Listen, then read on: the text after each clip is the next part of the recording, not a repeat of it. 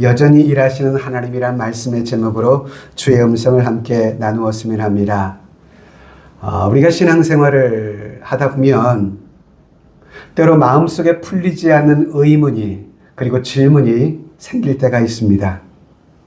하나님을 믿는 나에게 왜 이런 일이 생기는 것일까?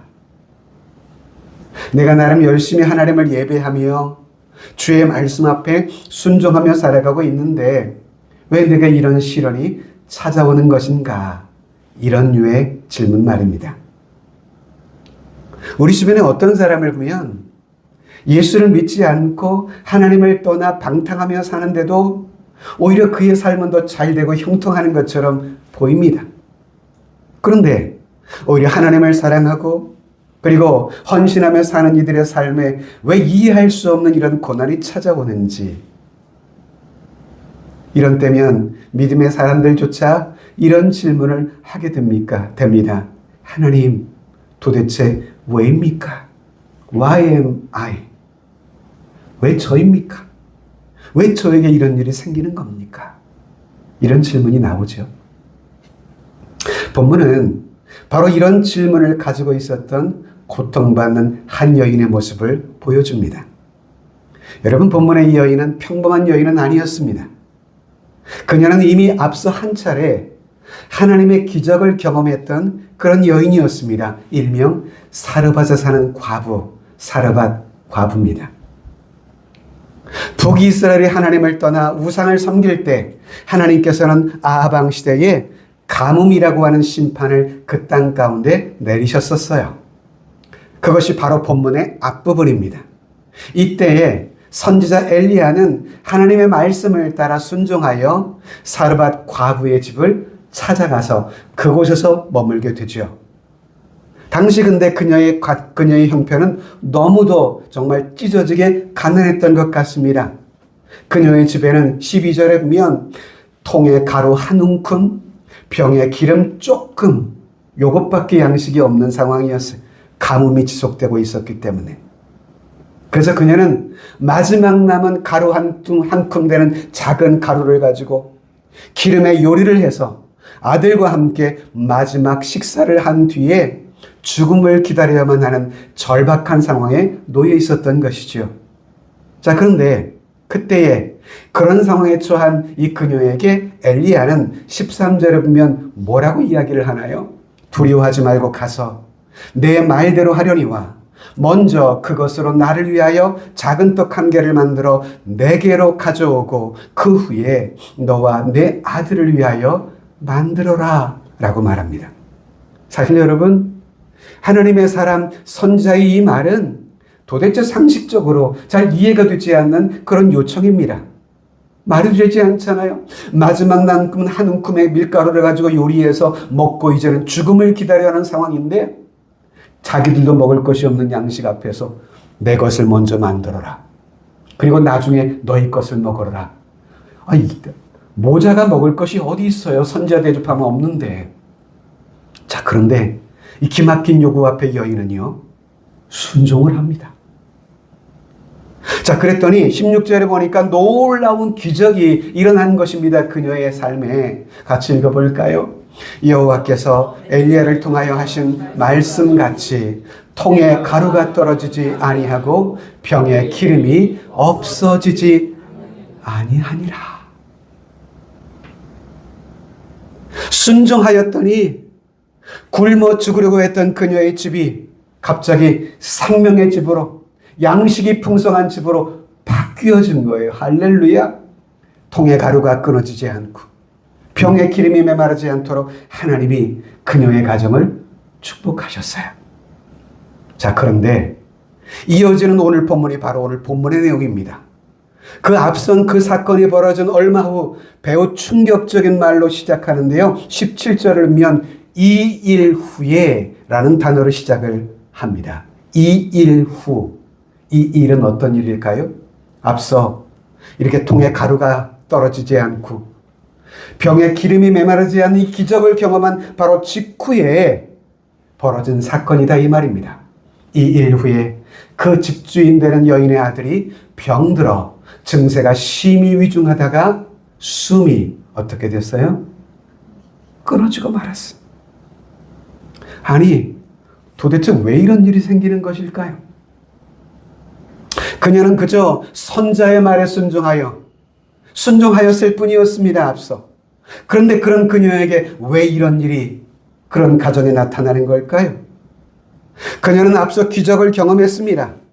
단지 하나님만을 의지하며 순종했을 뿐이었습니다. 그런데 왜일까요? 바로 본문은 이러한 질문 앞으로 우리를 초대하는 것 같습니다. 저는 오늘 본문을 통해서 우리가 붙들어야 할 믿음의 원리가 무엇인지를 오늘 그녀의 모습을 통해서 함께 듣고 함께 은혜를 얻고자 합니다. 자, 첫 번째는요. 하나님은 믿는 우리들에게도 때로 이해할 수 없는 시련을 허락하실 때가 있음을 보게 됩니다. 우리는 종종 신앙생활하며 이렇게 착각하기도 합니다. 내가 하나님의 말씀대로 살기만 하면, 내가 하나님의 말씀을대로 순종하기만 하면 내 삶에는 아무런 문제는 없을 거야. 그 어떤 고난도 내 삶에는 찾아오지 않을 거야. 그런데 성경은 그렇게 말하지는 않더라고요.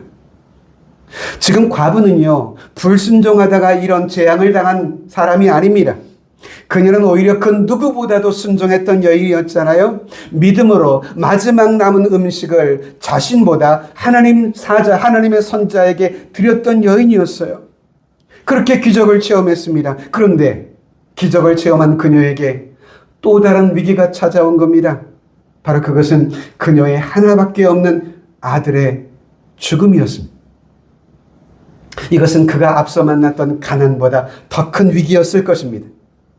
과부에게 있어서 굶주림보다 더 큰 고통이 이것 아니었을까요? 왜입니까? 이 아들은 이 과부에게 삶의 전부였기 때문이었습니다. 그녀에게 미래였고 희망이었던 대상이었습니다. 그런 그녀의 마지막 희망과 같은 아들, 왜 하나님은 그런 그녀의 마지막 하나 남은 마지막 희망까지 이렇게 건드리시는 것일까? 우린 여기서 중요한 영적 진리를 배우게 되더라 이 말입니다. 하나님의 은혜를 한 번 경험했다고 해서 인생의 시련이 끝난 것은 아니겠다는 것입니다. 믿음의 사람들에게도 때로 고난이 찾아올 수 있습니다. 왜요? 더 깊은 믿음의 세계로 우리를 이끄시려고 하나님은 때로 우리가 이해할 수 없는 그런 시간들을 허락하실 때가 있으시더라고요. 성경을 보실까요? 욥이라고 불리는 사람은 당시 의인이라 불리던 사람이었습니다.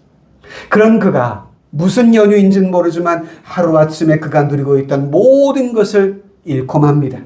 자녀도, 재산도, 심지어 자신의 건강까지 잃고 맙니다. 그런 극심한 고통 중에도 그는요, 하나님을 원망하지 않았습니다. 모든 시련과 그런 모든 고난 속에서 욥기서 1장에 보시면 그는 이렇게 고백을 했습니다. 이르되 내가 모태에서 알몸으로 나왔사온즉 또한 알몸이 그리로 돌아올지라. 주신 이도 여호와시요 거두신 이도 여호와시오니 여호와의 이름이 찬송을 받으실지니이다 하고 원망하지 않았어요. 믿음의 사람 요셉은 어떤가요? 그는 하나님을 경외하던 청년이었습니다. 그런데 그런 그가 무슨 잘못을 했길래 형제에게 버림받고 이후에 애굽의 노예가 되어 심지어 억울한 죄명을 가지고 옥살이까지 하고 있잖아요. 다윗은 어땠어요? 하나님 마음에 합하다고 불리웠던 사람 아니었습니까? 그랬지만 그는 오랜 세월 동안 광야에서 사울에게 쫓기며 살아야만 했습니다. 여러분, 신약에서 사도 바울은 우리에게 이렇게 고린도후서 4장에서 고백해주고 있잖아요. 같이 읽어볼까요? 시작. 우리가 사방으로 우겨쌈을 당하여도 싸우지 아니하며 답답한 일을 당하여도 낙심하지 아니하며. 바울 자신도 지금 사방으로 우겨쌈을 당하는 것 같은 고난 가운데 처해 있었고 답답한 일을 경험하고 있었다는 이야기이죠. 지금 또한 여러분, 베드로전서 4장에서 우리에게 이렇게 그래서 권면하고 있습니다. 사랑하는 자들아, 너희를 연단하려고 오는 이 불시험을 이상한 일 당하는 것처럼 이상히 여기지 말라고 하고 있어요.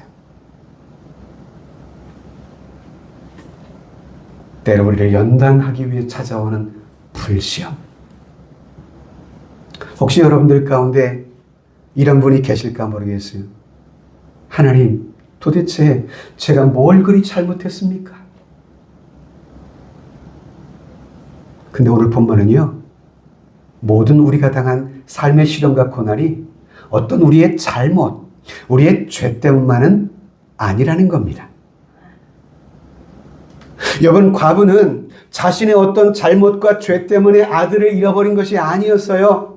하지만 그녀는 오늘 본문 18절에 보면 그가 만난 이런 아들을 잃어버린 상실의 고통 속에서 이렇게 엘리야에게 이야기합니다. 하나님의 사람이요, 당신이 나와 더불어 무슨 상관이 있기로 내 죄를 생각나게 하고 또 내 아들을 죽게 하려고 내게 오셨나이까. 여러분, 사람은요, 엄청난 고난과 시련을 만날 때면 스스로 죄책감에 빠지기도 해요. 혹시 내가 무언가 잘못해서 이런 일을 경험하는 것 아닌가? 내가 뭔가 하나님 앞에 해결받지 못한 문제가 있어서 우리 자녀들의 삶에 이런 어려움이 있는 것은 아닌가? 그러나 때로 하나님은요, 우리를 어떤 심판하기 위해서가 아니라 저와 여러분들을 더 깊은 믿음으로 이끄시기 위해서 내 삶에 원치 않는 시련을 허락하시기도 하신다는 것을 보게 됩니다. 신명기에 보면 모세는요, 하나님이 택하신 그 백성들에게 광야 40년 길을 걷게 하셨던 그 이유를 이렇게 설명을 하고 있어요. 그렇게 사랑하시는 당신의 택한 백성이라면 하루속히 가나안 땅으로 인도하시면 됐었는데 하나님은 그들을 바로 인도하지 않으셨어요. 광야 40년 길을 연단하셨어요. 왜? 신명기 8장 2절 같이 한번 읽어볼까요? 시작. 내 하나님 여호와께서 이 40년 동안에 내게 광야 길을 걷게 하신 것을 기억하라. 이는 너를 낮추시며 너를 시험하사 내 마음이 어떠한지 그 명령을 지키는지 지키지 않는지 알려 하심이라. 40년의 광야의 길을 걷게 하신 그 이유는 저와 여러분들을 낮추시고 우리를 테스트하사 우리의 마음이 어떠한지를 하나님이 알려하셨다는 거예요. 정말 내 말씀을 따라 순종하는지 그렇지 않는지.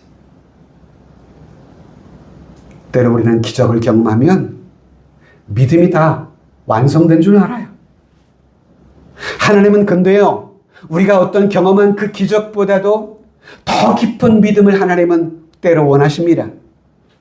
가루와 기름의 이 기적은요, 그녀의 생존의 믿음에 필요한 기적이었어요. 그러나 오늘 이 아들의 죽음은 그녀가 반드시 가져야만 하는 실존적 믿음이었습니다. 무슨 말이냐고요? 하나님은 정말 선하신 분인가? 아무것도 이해되지 않는 상황 속에서도 나는 하나님을 계속해서 신뢰할 수 있을 것인가? 이 질문 앞에 그녀는 이제 서게 된 것입니다. 우리 인생에도 때로 이런 순간들이 찾아와요. 갑자기 잘 되던 사업이 한순간에 무너지고, 건강했던 사람이 갑자기 건강을 잃어버리고, 심지어 행복했던 가정마저 뿌리채 흔들립니다. 기도했던 일들이 더 악화되기만 하고, 그때 우리들요, 착각하지 마셔야 돼요. 내 삶에 시련이 왔다고 해서 하나님이 나를 떠나셨거나 나를 버리셨음을 의미하는 것은 결코 아니라는 것입니다. 여러분, 십자가를 보실까요? 주님의 십자가. 여러분, 하나님의 가장 큰 사랑은요, 가장 큰 고난 속에 드러났음을 아시나요? 예수 그리스도께서 십자가에서 마치 하나님으로부터 버림받은 것처럼 사람들의 눈에는 보였지만, 그러나 바로 그 사건이 우리를 향한 하나님의 구원의 시작이셨음을 여러분 아십니까? 그러므로 여러분 기억하실 것은 내 삶에 고난이 찾아왔다고 해서 하나님이 저와 여러분들을 버리셨거나 그래서 좌절하거나 절망하지는 마시라 이 말입니다. 하나님은 때로 내 지성으로는 내 이성으로는 설명할 수 없는 그 시간을 통해 저와 여러분들을 더 깊은 은혜 속으로 저와 여러분을 지금도 인도하시는 분이거든요. 그렇습니다. 하나님은 때로 당신의 말씀과 뜻에 따라 순종하는 이들에게도 이해할 수 없는 시련을 허락하실 때가 있더라는 것입니다. 자, 두 번째. 주어진 이해할 수 없는 현실 앞에서 믿음은요, 하나님께 나아가 부르짖게 한다는 것입니다. 자, 본문을 보면 매우 놀라운 장면을 볼 수 있는데, 이렇게 아이를 잃었던 과부는요, 엘리야를 향해서 원망을 쏟아내기 시작합니다. 18절에 보면 여인이 엘리야에게 이르되 하나님의 사람이여, 당신이 나와 더불어 무슨 상관이 있기로 내 죄를 생각나게 하고 내 아들을 죽게 하려고 내게 오셨습니까? 여러분, 그녀의 이 말 속에는 하나님의 사람에 대한 상처와 절망이 가득하고 있음을 보게 되어, 선지자님, 왜 우리 집에 오신 겁니까? 왜 하나님께서 내 아들을 데려가셔야만 했던 것입니까? 그렇게 믿음 좋은 사람처럼 보였던 이 그녀는 일순간 무너지고 맙니다. 이것이 사실 인간적인 사실 모습이에요. 저와 여러분들은 아니 그럴까요? 우리도 그럴 수 있어요. 큰 시련이 다가오면 믿음 뿌리마저 흔들립니다. 기도하던 자녀에게 문제가 발생하고요. 열심히 주를 섬기던 가정에게 예상치 못한 아픔이 다가오기도 하고요. 신실하게 살아왔는데 위중한 병이 걸리기도 합니다. 이럴 때면 우리는 이렇게 질문하게 되는 거예요. 하나님, 왜 하필 나입니까? 왜 내게 이런 일이 찾아온 것일까요? 하나님 앞에 때로 원망하며 기도하게 되지 않나요? 근데 본문이 우리에게 주는 놀라운 위로가 있어요. 위로가. 그게 뭘까요? 하나님은 이처럼 원망하듯 탄식하며 말했던 것이지만 이런 탄식마저도 하나님은 들으시고 계신다는 거예요. 여러분, 성경이 말하는 믿음은요, 단지 어떤 우리의 감정을 억누르고 사는 것을 의미하지 않아요. 억지로 여러분 하나님 앞에서 괜찮은 척 하지 않아도 돼요. 성경 속 믿음의 사람들도 때로는요, 그들이 만난 시련 앞에서 하나님 앞에서 울기도 했어요. 시편 13편에 보면 다윗은 그래서 이렇게 울부짖었습니다. 여호와여, 어느 때까지니까? 나를 영원히 잊으시나이까? 주의 얼굴을 언제까지 나에게서 숨기시겠습니까? 이러고 울부짖으며 눈물로 기도했던 사람이었어요. 여러분, 예레미야 선지자, 그런 눈물의 선지자로 불리잖아요. 그는 고통 속에서 예레미야 15장에 이렇게 부르짖었습니다. 나의 고통이 계속하며 상처가 중하여 낫지 함은 하나님 도대체 어찌 된 일인가요? 절규하며 기도하는 겁니다. 하나님은요, 성도의 눈물을 외면하지 않으세요. 상한 마음으로 통곡하며 기도하는 우리의 기도를 결코 외면하지 않으시더라고요. 문제는 그 절망 속에서 탄식하는 탄식 자체가 아니에요. 여러분, 여러분들의 그 탄식을 누구에게로 가져가느냐, 이게 중요한 거예요. 자, 여러분, 오늘 이 과부를 보세요. 자신의 탄식을 누구에게로 가지고 갔습니까? 하나님의 사람 엘리야에게 가지고 갔어요. 그리고 엘리야는 그녀의 탄식을 누구 앞으로 가지고 갔을까요? 하나님 앞으로 가지고 갑니다. 그래서 오늘 19절 볼까요? 19절에 보면 엘리야가 그에게 그의 아들을 달라 하여 그를 그 여인의 품에서 받아 안았다. 그렇습니다. 과부는 엘리야에게 탄식을 했고 엘리야는 그녀로부터 그 아이를 받아 안았습니다. 전 이것이 믿음이라고 생각해요. 그리고 엘리야는 죽은 아이를 이렇게 안고 자신이 머무는 다락방으로 올라가서 엘리야는 무엇을 할까요?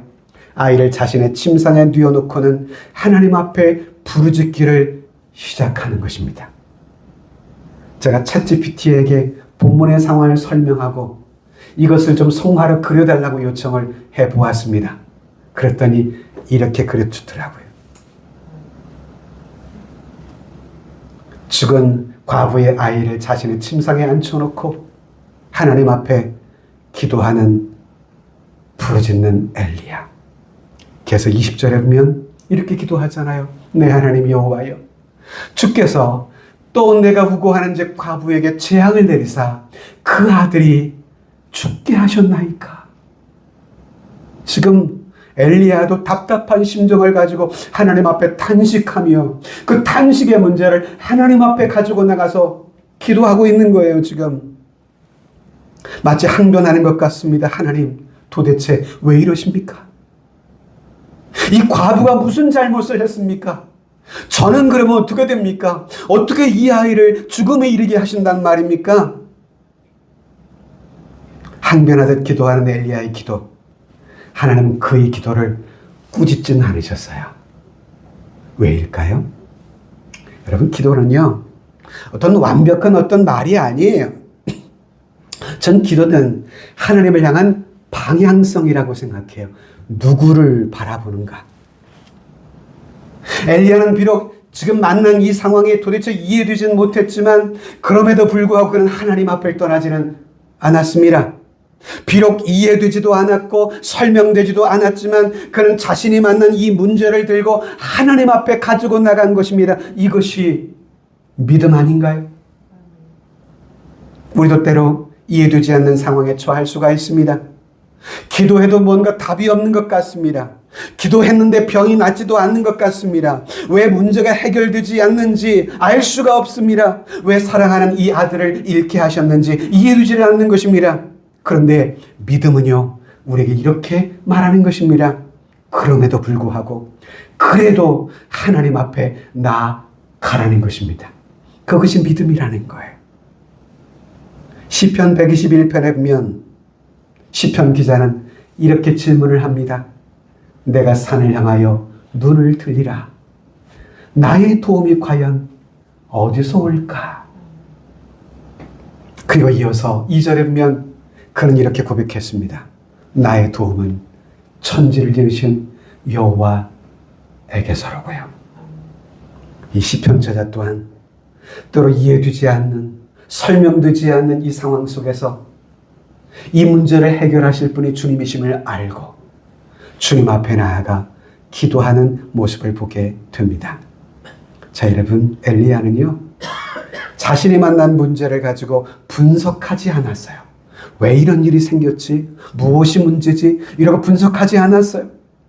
어떤 환경과 사람을 탓하지도 않았습니다. 오직 그가 한 것은 만난 문제를 들고 하나님 앞에 가지고 나아가서 부르짖은 것 뿐이었습니다. 그래서 21절을 같이 한번 읽어보죠. 시작. 그 아이 위에 몸을 3번 펴서 엎드리고 여호와께 부르짖어 이르되 내 하나님 여호와여 원하건대 이 아이의 영으로 그의 몸에 돌아오게 하옵소서 하니.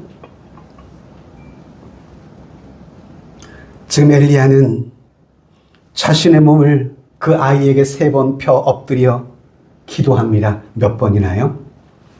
3차례나. 여러분, 이 3번이란 말은 이 기도를 결코 포기하지 않고 있는 엘리야의 열정을 보게 해주는 것 같습니다. 한 번 기도하고 끝난 거 아니에요. 끝까지 매달렸다 이 말입니다. 여러분, 창세기 32장에 꽤 많은 야곱의 이야기가 나오잖아요. 형 에서와의 만남을 앞두고 두려움에 가득했던 이 야곱이 야복강에서 기도하는 기도의 모습을 이렇게 기록하고 있습니다. 창세기 32장에 야곱이 이르되 당신이 내게 축복하지 않으면 가게 하지 아니하겠나이다. 끝까지 포기하지 않고 기도하는 거예요. 그 기도를 우리는 엘리야의 모습을 통해서 보게 됩니다. 성도 여러분, 이해할 수 없는 현실을 만날 때 우리가 해야 할 것, 낙심이 아니라 기도의 자리로 나아가는 겁니다. 여러분들의 삶에 만난 문제가 크면 클수록 여러분들의 기도 또한 깊어져야 할 것입니다. 여러분들의 눈에 눈물이 많을수록 하나님 앞에 더 가까이 나아가기를 힘써야만 합니다.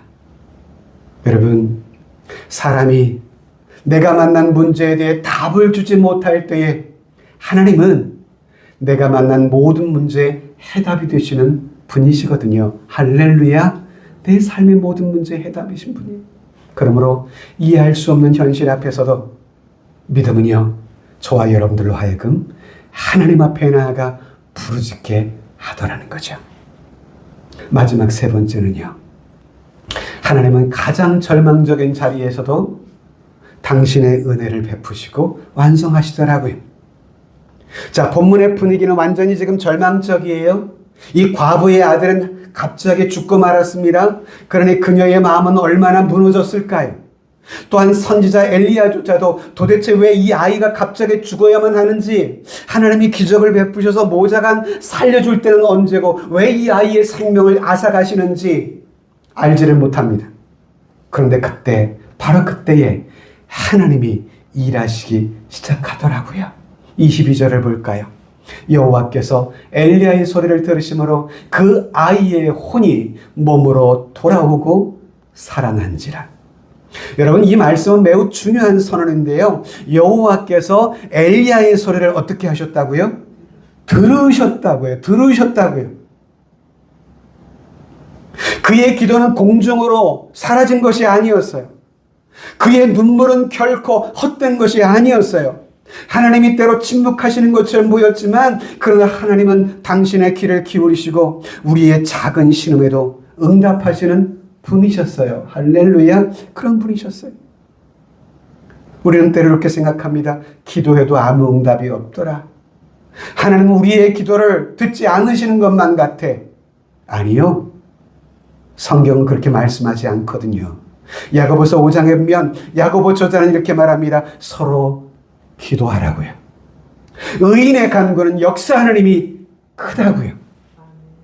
시편 116편에 보면 여호와께서 내 음성과 내 간구를 들으심으로 내가 그를 사랑한다고요. 주일의 말씀을 제가 준비하면서 지난주와 이번 주에 이어 유사한 말씀을 하고 있다는 거, 여러분 민감한 사람은 깨달을 거예요. 왜 이 말씀을 저로 하여금 찾게 하시고 여러분들에게 전하게 하시는지, 하나님께서 여러분 각자의 심령 가운데 필요한 은혜를 말씀을 통해 허락해 주시기를 진심으로 바랍니다. 하나님이 침묵하시는 것처럼 내 눈에 보일지라도 결코 외면하시는 거 아닙니다. 근데 여기서 또 하나 놀라운 사실을 발견할 수 있는 것이, 여러분, 이 아들이 다시 살아난 이 사건은 단순한 치유 사건만은 아닙니다. 죽은 아이가 살아났어요. 하나님께서 왜 이 과부의 가정에 이런 기적을 행하신 이유가 뭘까요? 그녀가 단지 불쌍해서였을까요? 아닙니다. 여러분, 이 사건을 통해서 하나님은 그녀로 하여금 더 깊은 믿음을 주시기 위해 이 일들을 행하시는 것 아닐까요? 그래서 24절을 보십시다. 24절 같이 읽습니다. 시작. 여인이 엘리야에게 이르되 내가 이제야 당신은 하나님의 사람이시오 당신의 입에 있는 여호와의 말씀이 진실하시리라 하노라. 자, 여러분, 여기 이 말씀을 좀 주목해 보시기를 바랍니다. 이 여인은 분명히 앞서 하나님의 기적을 한번 경험했던 여인이었어요. 그런데 이번 아들이 죽었다가 다시 살아나는 그 기적을 통해서 무엇이라고 그녀가 말합니까? 이제야 당신은 하나님의 사람이고, 이제야 당신의 입에 있는 여호와의 말씀이 진실하다는 것을 알았다는 거예요. 이제야 알았다고 이야기해요. 이제야. 그러면 앞서 경험했던 기름과 가루의 기적 때에는 몰랐다는 이야기일까요? 물론 그때에도 알았을 겁니다. 그러나 이번 사건을 통해서 그녀는 훨씬 더 깊이 하나님이 어떤 분이신지를 더 깊이 체험하고 경험하고 깨닫게 되었다라는 말이죠. 전에는 그저 하나님을 나를 도우시는 하나님으로만 그렇게 알았다고 한다면, 이제는 그 하나님은 죽음도 이기시는 하나님이시라는 것을 그녀는 경험했던 거예요.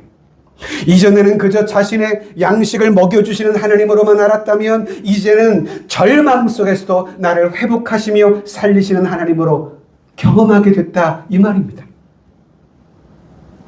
하나님이 때로 우리가 감당하기 힘든 시련과 고난을 지나가게 하실 때가 왜일까요? 우리를 무너뜨리고 넘어지게 하시기 위함일까요? 그것은 다름 아닌 저와 여러분들을 이젠 더 깊은 은혜의 세계로 인도하시기 위해 하나님이 베푸시고 행하실 놀라운 축복과 능력과 은혜가 무엇인지를 여러분들로 하여금 더 한층 더 깨닫게 하시려고 내 삶에 이해되지 않는 삶의 시련을 허락하실 때가 있다는 것입니다. 사실 여러분, 우리는 평안할 때는 잘 기도하지 않습니다. 여러분 경험상 보세요. 내가 평안할 때도 기도합니까? 고난과 시련을 만날 때도 기도합니까? 대답을 안 하시네요. 어느 때가 더 많이 기도하시나요? 고난과 시련 속에서 하나님을 더 경험하게 돼요. 고난 속에서 우리의 기도는 점점 더 깊어져만 갑니다. 그래서 욥이라는 사람도요, 상상할 수 없는 이 무서운 고난을 겪은 이후에, 그가 하나님의 은혜를 통해서 회복된 이후에 욥기서 42장 끝절쯤 가면 욥은 이제서야 이렇게 고백을 했습니다. 내가 주께 대하여 귀로 듣기만 그동안 했지만 이제는 눈으로 주를 배웠나이다. 전에는 귀로만 듣기만 했던 하나님이었다면 이제는 내 눈으로 주를 뵙게 되었나이다 라고 고백하게 됐다고요. 말씀을 좀 맺어보려고 해요. 혹시 우리 중에 너무도 아픈 시간들을 보내고 계시는 분 있으신가요? 도대체 왜 내게 이런 아픔을 경험하게 하시는지 그 이유를 몰라 힘들어 하시는 분 계신가요? 그러면 오늘 말씀을 반드시 기억합시다. 하나님은 내가 끝이 났다 생각하는 그 자리에서 하나님 다시 시작하시는 분이세요. 할렐루야. 사람은 끝이다 라고 말하지만 하나님은 아직 아니야. 우리에게 말씀하세요. 십자가가 끝인 줄 알았던 제자들에게 우리 주님 하나님은 당신의 아들의 죽음 속에서 다시금 부활하심을 우리 하나님은 준비하셨어요. 죽음이 끝인 줄 알았던 사르밧 과부에게 하나님은 죽은 아들의 생명을 다시 준비하시는 하나님이셨다고요. 하나님은 우리를 불쌍히 여기시는 분이십니다. 내 눈물을 아시고 내 기도를 들으시는 분이세요. 가장 늦은 것처럼 보이는 순간일지라도 하나님은 가장 선하신 방법으로 우리의 삶에 역사하시고 일하시는 하나님이시라는 거 의심하지 마실 수 있기를 바랍니다. 전 우리 믿음의 가족들이 함께 기도의 자리에 함께 많이 나와 기도할 수 있기를 바랍니다. 제가 우리 교회를 위해 기도할 때마다 가장 먼저 기도하는 1순위의 기도가 하나님, 우리 교회 기도의 동력자들을 더하여 주소서. 기도는요, 토양에 마치 물을 뿌려서 촉촉하게 적시듯 기도는 우리 교회를 은혜의 토양 위에 촉촉하게 적시는 단비를 내리게 하는 것이 기도예요. 안타깝게 아직은 우리 금요기도회에 우리 교인들이 아닌 외부 교인들이 자리를 다 차지하고 있어서 제가 한번 그분들을 뵐 때면 좀 한편 쑥스럽기도 합니다만은 여러분들이 함께 하지 못하는 그 기도자에 그분들이 채우셔서 한편으로는 감사하기도 하지만 저는 여러분들의 목사잖아요. 여러분들은 제가 또 목양하는 양들이잖아요. 함께 할 수만 있으면 주님 앞에 나와 기도의 무릎을 꿇을 수 있는, 하나님의 놀라운 은혜를 경험할 수 있는, 여러분들의 믿음이 더 깊은 세계로 한층 더 들어갈 수 있는 그런 삶을 우리 모두가 살았으면 좋겠습니다. 말씀을 맺습니다. 낙심하지 맙시다. 힘들면 힘든 모습 그대로 울어도 돼요. 다만 내가 맞는 그 문제를 가지고 하나님 앞에 가지고 나아갑시다. 그리고 이제부터 그분의 은혜 안에 머무십시다. 그때야 우리들은 이러한 고백을 하게 될 겁니다. 어떤 고백은요? 같이 읽어볼까요? 같이요? 내가 이제야 알았습니다. 하나님은 참으로 살아계셨습니다. 이 고백이 저와 여러분들의 고백이 되었으면 합니다.